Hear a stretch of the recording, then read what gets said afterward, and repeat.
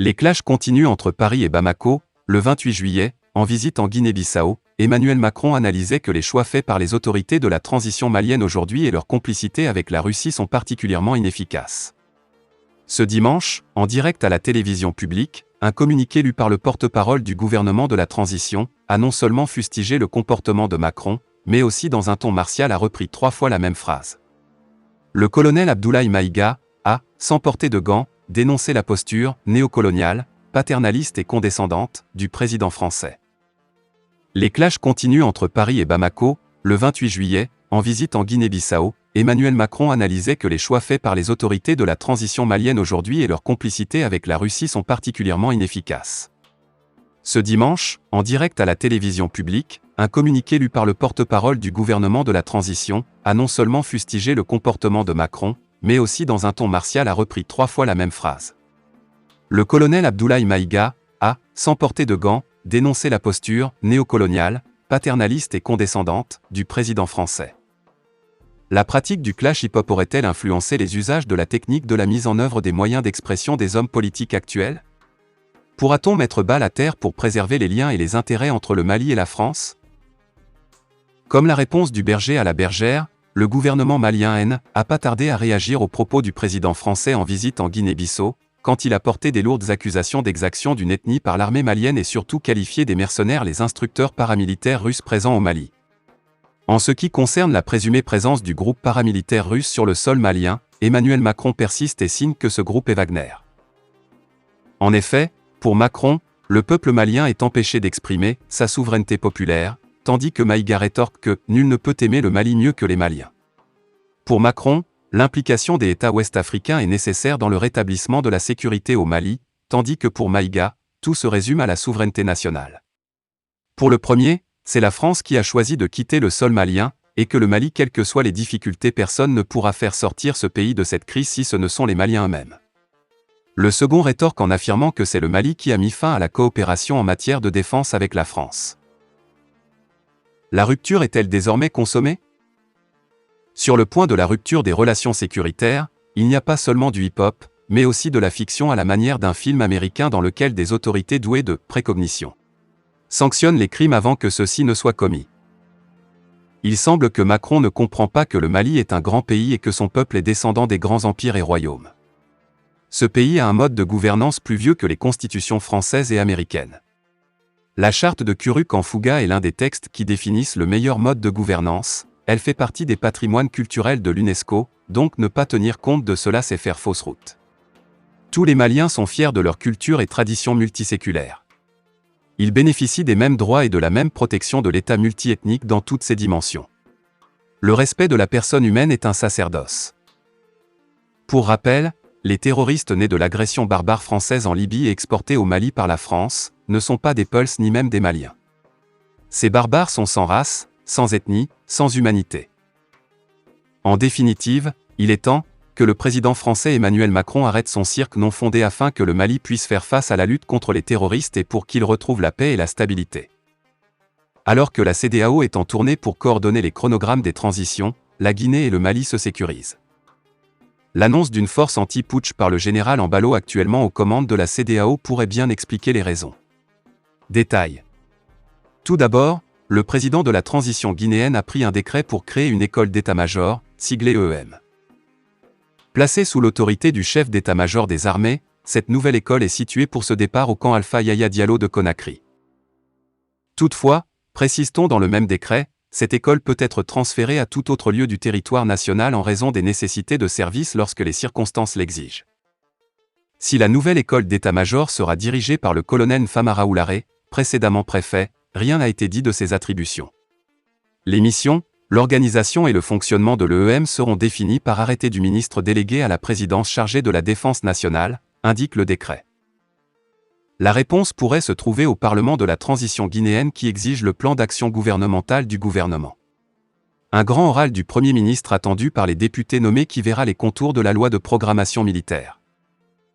En 10 mois de transition, le CNRD qui dirige le pays n'a toujours pas rendu public les dispositions prises pour le dispositif militaire. L'école d'état-major annonce donc les couleurs sur la question. Bamako opte pour l'école de guerre. Contrairement à la Guinée, le Mali subit le terrorisme depuis plus de 10 ans. Mécontente des résultats obtenus, le junte militaire a remercié l'armée française optant pour l'expertise russe.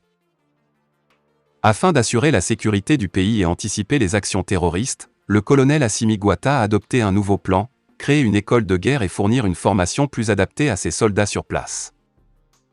Pour le numéro 1 de la transition, le Mali voudrait ainsi acquérir la capacité de fournir une formation de haut niveau aux officiers supérieurs de la chaîne de commandement. Cette école permettra de doter les forces de défense et de sécurité d'un outil efficace de réflexion, de recherche et d'analyse des questions stratégiques. Une expertise indispensable pour faire face aux défis et enjeux liés à la planification et à la conduite des opérations. Force est d'admettre que l'idée est la bienvenue car sous le régime d'Ibeka, depuis janvier 2018, les attaques djihadistes ont pris des ampleurs démesurées. Malgré les interpellations du gouvernement ou des ministres de tutelle à l'Assemblée nationale, son pouvoir tombera suite à un désaveu du manque de stratégie militaire. À travers l'école de guerre, le gouvernement de transition envisage à long terme d'avoir une armée autonome capable de faire face à tous les défis sécuritaires. Dans un contexte où l'idée d'une force anti-putsch est évoquée, Conakry et Bamako se sécurisent discrètement dans une CEDEAO où les rebondissements sont légion. Le cadre d'échange des partis et regroupements politiques pour une transition réussit à formuler des propositions au président Assimi Goïta dans le cadre de décrispation de la crise sociopolitique et la résolution de la sécuritaire. Le cadre recommande de mettre en place un gouvernement d'union nationale, de renoncer à la rédaction d'une nouvelle constitutionnelle au profit d'une révision de la loi fondamentale. Les responsables du cadre d'échange ont animé le vendredi dernier une conférence à la Maison de la Presse sur l'actualité sociopolitique du pays. Les conférenciers étaient en l'occurrence Ousseini Amion Guindo, Dr Modibo Soumar et Amadou Kouata. Le cadre d'échange dans sa déclaration lue par Amadou Kouata s'inquiète des conséquences des crises sociopolitiques et sécuritaires auxquelles le pays est confronté depuis des années. Si pour ce front politique, au plan sécuritaire des efforts sont palpables, toutefois regrette-t-il que l'insécurité continue de semer la terreur et l'honneur dans le pays. La situation sécuritaire s'est dégradée et a pris une nouvelle tournure avec les attaques simultanées ciblées contre les camps militaires et autres emprises de l'armée et des forces de sécurité, la destruction des villages entiers et le pillage des biens de paisibles citoyens, a affirmé le cadre s'inquiétant davantage du déplacement de la situation aux alentours de Bamako, à Zantibougou et à Kati. Ces récentes attaques aux portes de la capitale font recourir le risque que tout le territoire puisse être atteint par l'insécurité, a alerté le cadre. Face à la situation, le front politique exige de la transition l'exploration d'autres mécanismes internes de résolution de crises sécuritaires conformément aux recommandations du Dialogue national inclusif, DNI, la mise en place d'une commission militaire de réflexion sur l'amplification de la lutte antiterroriste. Outre l'insécurité, le cadre d'échange se préoccupe également de la situation économique et sociale difficile du pays avec la flambée des prix des produits alimentaires qui échappent à la bourse d'achat des citoyens. Les prix des principaux produits de première nécessité ont continué leur hausse alors que les revenus et les salaires sont restés inchangés, a déploré le cadre. Ces difficultés, a prévenu le cadre d'échange, sont de nature à mettre les citoyens dans le dénuement le plus total et à accélérer la paupérisation des populations déjà atteintes par l'insécurité. Ainsi, la situation exige des gouvernants l'élaboration d'un plan global de riposte aux conséquences fâcheuses entraînées par les sanctions sur l'économie malienne, la réduction du train de vie de l'État. Sur le plan politique toujours tendu depuis le coup d'État d'août 2020, le cadre d'échange note un conflit entre la volonté des autorités de la transition de changer la Constitution et celle de respecter les chronogrammes électoraux proposés aux Maliens et à la communauté internationale. Le référendum est la première opération à organiser avec le risque que la nouvelle Constitution puisse provoquer une modification de certaines dispositions de la loi électorale, notamment un réaménagement éventuel des chronogrammes des autres élections. Craint le front politique qui se pose encore des questions sur les bases juridiques qui sous-tendent l'élaboration d'une nouvelle constitution alors que celle de février 1992 est toujours en vigueur. La solution face à la situation politique pour le cadre d'échange est la constitution d'un gouvernement d'union nationale pour réaliser l'union sacrée des Maliens autour des FAMA, la nomination d'un nouveau Premier ministre non partisan, consensuel, compétent. Le cadre se dit également préoccupé par la façon dont se dessine et se planifie l'organisation des élections générales sous la tutelle d'un chef de parti politique partisan et clivant. On utilisera plus la rue pour accéder au pouvoir. Le Mali s'est isolé et l'une des conséquences de cette situation est la cherté de la vie. Si le temps est dur dans tous les pays, dans notre pays c'est exacerbé. Et cela à cause du populisme des dirigeants. Mais c'est le peuple qui est train de payer les frais, a déclaré Amadou Kouata. Puis, il a appelé les officiers auteurs du coup d'État de créer les conditions pour sortir par la grande porte. Pour sa part, Dr Modibo Soumar a précisé que le combat n'est pas contre une personne, Choguel, mais contre une pratique. Parce qu'il n'est pas admissible que la primature soit le QG de campagne pour un groupe. Pour le président Ousseini Amion Guindo, les autorités de la transition ne peuvent pas demander à la population de fournir des efforts de résilience alors que celle-ci continue de profiter de tous les avantages de leur service.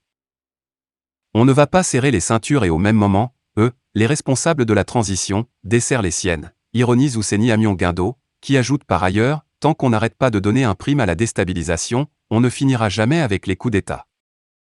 Fin de la vidéo, merci pour votre attention.